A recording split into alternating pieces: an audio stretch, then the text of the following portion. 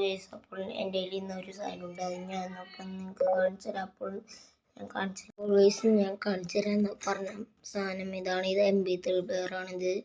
ഇത് ക്യാബിൻ്റെ ഉൾപ്പെടെ വാങ്ങിച്ചതാണ്. ഇതിന് എത്ര 495 രൂപ.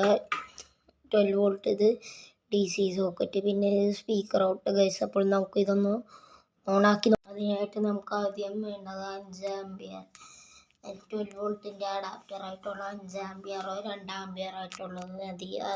അതിനുശേഷം ഇത് സോക്കറ്റിൽ കുത്തിയിട്ട് AC കറണ്ടിൽ കുത്തിയിട്ട് പ്ലഗിൽ കുത്തണം.